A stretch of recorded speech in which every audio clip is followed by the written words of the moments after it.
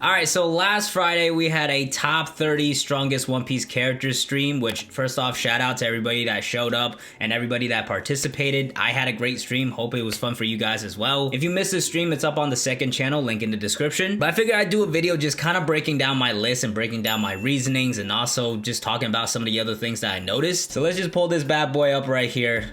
We have everybody's list right here. Of course, my guy Saf had a real top one that he apparently somehow messed up his list. But yeah, these are always interesting just to see different perspectives of how people view different powers, because there's definitely different sections where people are very similar, but even within those sections there's still a lot of different characters that are ranked differently, like the Admirals and the Yonko. I'm gonna get into my list in a second here and break everything down, but first let me just put out a disclaimer that this is at the end of the day just for fun. If you are genuinely pissed off and triggered by any of these lists, please, nobody cares. Like, feel free to make fun of my list and like give your own critiques and everything, but like if you're actually pissed off, then like please, nobody's gonna talk to you. But without further ado, let's talk about my list, which is in the first column here. Now at the number 30 spot, I said this at the beginning of the stream, which is that the 30th spot is like one of the most difficult spots to pick for, because it is the cutoff point. You have to make a pretty difficult decision of who to leave off, and there's a lot of strong people that didn't make my list that made other people's lists, like Doflamingo and Weevil and Boa Hancock. Rob Lucci is another one that's kind of slowly crept up some people's lists as well. There's just a lot of strong people in One Piece overall, so it's kind of hard to narrow it down to 30. But for the 30th spot, I had to go ahead and put my boy Magellan in there. Anybody that watches my videos or has showed up to streams before know that I'm a Magellan fanboy. To this day, what he did in Impel Down was incredibly impressive to me. With the amount of people that were against him, with Luffy, Crocodile, Jinbei, Ivankov, the Blackbeard Pirates, the level 6 prisoners, all the other prisoners, and even despite all that, he still almost won. And for that, he's got to make my top 30. Above Magellan, I put Lucky Roo, and I remember last year he ranked a little higher for me, but for me the recent SBS really changed things after finding out that the rest of the red hair pirates that showed up in Marineford were also officers. So now I just don't have the belief that Lucky Roo and Yasop have to be head and shoulders above all the other Yonko commanders. Like, even on this list I have him below all the other first commanders, and also even below Queen, which might seem unfair, but because we haven't seen Lucky Roo in the story yet, I decided to kind of temper my expectations for him a little bit. Now above Lucky Roo I have Yamato, and I went against the grain here. Everybody else has Yamato ranked way higher than me, which I understand. Like, we have Yamato at 24,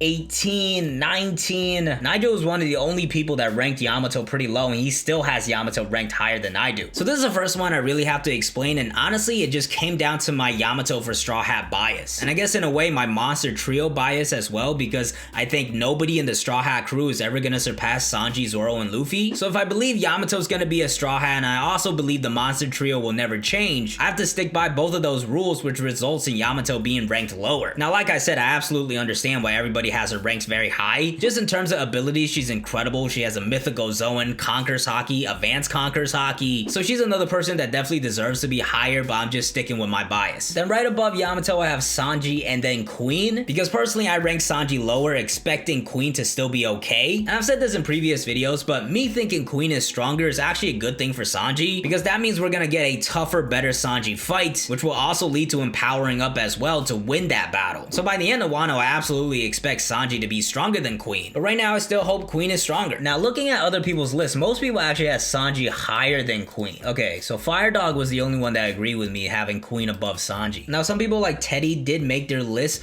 with the idea of how these characters would be by the end of Wano, so that kind of changes things, but it's interesting to see how many people had Sanji above Queen. But above Queen for me, I have the trio of Supernovas with Law, Kid, and Zoro. Now these Supernovas were also interesting because a lot of people still value like the 5 that made it to the rooftop. Whereas me personally, while I think that was very meaningful in showcasing how strong they were, I think because now that they have weaker matchups, I don't value that rooftop stuff as much. Like, they absolutely showed out against the 2 Yonko during the rooftop stuff, but at the end of the day, it didn't really lead to anything significant. They still all lost, which then in turn resulted in them fighting different opponents. So as of right now, I really wouldn't put any of them above the right hands. Like, I think if Katakuri was on the rooftop, he'd be able to do some of the same things as well. And really the only reason they're ranked so low is because because everybody else above them are absolute monsters. Now, as far as how they're ordered with Law, Kid, and Zoro is mostly just narrative. I think it was mostly split between the Law and Kid. Some people had Law above, but some people had Kid above. Actually, a lot of people had Law above now that I look at it. But yeah, by the end of Wano, I expect these three to definitely make a move. But right above the Supernova trio, we get into some first commanders, and these guys are probably the hardest to rank because there's different biases going down because a lot of people like Katakuri. In my opinion, all of these guys are probably all around the same level. Honestly, the way I ranked them is really just the order they showed up in the story plus a little bit of Marco bias. So of course, Katakuri was the first Yonko commander that we met, and then above him I have King, which I'm not confident that King is stronger, but because we're seeing him later in the story, that's what I'm gonna go with. Shiryu is another one who's an absolute wild card because we really haven't seen much at all from him. But I think the recent double page color spread with the first commanders really sold it for me, because with Shiryu being on that panel, it pretty much confirms that Zoro versus Shiryu is gonna happen. And if Zoro's gonna defeat King and Wano, it'd be kind of weird if Shiryu is weaker than King. Now above Shiryu I have Marco, which doesn't really follow my narrative order, but I still think Marco is a beast. He was able to handle Queen and King for a while there, and his devil fruit is my favorite devil fruit in the story. So that mostly wraps up the first commanders except for Ben Beckman, who I have breaking the mold. And honestly, even though I have Beckman head and shoulders above the other Yonko commanders, him on my list is actually pretty low compared to some of the other people that had him at like top 10. But yeah, Ben Beckman's an anomaly. A lot of people think he's vastly stronger than the other Yonko commanders. Of course, it all kind of ties back to his Viva card where it says he's comparable to Shanks, which once again, as I talked about in a recent video, it doesn't necessarily refer to strength. But I do really like the idea of Beckman being comparable to Shanks because we really haven't seen anything like that out of the other Yonko. So because of that, I have Beckman breaking out of the mold of the first Yonko commanders, but I still don't quite have him breaking into that top tier, which kind of brings me to my next section of 18 to 14 with Rayleigh, Sengoku, Garp, Beckman, and Sabo. This for me is the tier like right before the strongest in the world. I think all of these guys surpass the first Yonko commanders but don't quite touch the strongest in the world. Now of course, three of these guys are very old with Rayleigh, Sengoku, and Garp. Obviously in their primes they were absolute monsters, but now they're all kind of retired. But even despite that, I still really love and respect all three of those characters, so I think they're still very strong. As far as how I rank those three, I have Garp at the top because I do think he's the strongest, but right below him is Sengoku. I don't think he was the fleet admiral for no reason. Whenever we've heard stories of Garp, Sengoku's been right next to him, so I think Sengoku is very strong as well and actually stronger than Rayleigh, especially at this point because Rayleigh's been retired for a while. But yeah, above the old trio we have Ben Beckman, who I talked about earlier, and then I have Sabo. And Sabo I was actually quite surprised to see was kind of low on a lot of people's lists. And this is something I feel like kind of shifted because last year I remember Sabo was still pretty high for most people. Like one of the debates that was going on last year was Luffy versus Sabo. And now not only has Luffy climbed a lot more, but Sabo has apparently fallen. To me, I think he's still kind of comparable to Ace if he were still alive. So essentially Ace pre-time skip was already the 2nd division commander of the Whitebeard Pirates. And if you tag on 2 more years to train and get stronger, I think Ace would have grown exponentially. So that's why I think very highly of Sabo, but I do think he's still a tier below the strongest of the strong. And that's pretty much what we get into with the top 13. I think once you enter into this range, no matter who you're facing, you're gonna be confident that you win. Like even though you might lose, you're still gonna be confident that you will win. An example of this I think is Kizaru saying he'll go to Wano to deal with Big Mom and Kaido. Realistically, he's probably gonna lose that battle, but he still has that confidence in himself. So honestly, I think everybody in this tier, like the difference between 13 and 1 is very minimal. But yeah, let's talk about the people in this tier, and the first 3 that are in it are the current admirals. And right above them I have Luffy, and above Luffy I have Kuzan. Now once again, the difference here is very minimal, so I'm not really making a statement here, but if you had to make me guess whether or not Luffy has surpassed the current admirals, I would say yes, because I think with how much he's progressed, he is definitely entering like an actual Yonko territory. And although I think the admirals and the Yonko are pretty close in strength, I still see the Yonko as stronger. So because Luffy is getting to that level, I think he's getting to a level where he's surpassing the current admirals. But in a way, I kind of said that he's not quite there yet by putting him below Kuzan, because I think Kuzan took another level up in that fight against Akainu. So Kuzan, in my opinion, is in like the small gap between the admirals and the Yonko. So I would say that's probably where Luffy is right now, and by the end of Wano, he'll probably surpass that. Now once again, it's kind of funny that we're trying to like rank this because I really think like those gaps that I'm mentioning are like barely there. But that's kind of what makes these lists fun. You have to make these tough decisions. But yeah, above Kuzan, we get into not only the Yonko, but I think the other people that are up there with the Yonko. And the first person I put above Kuzan is Big Mom.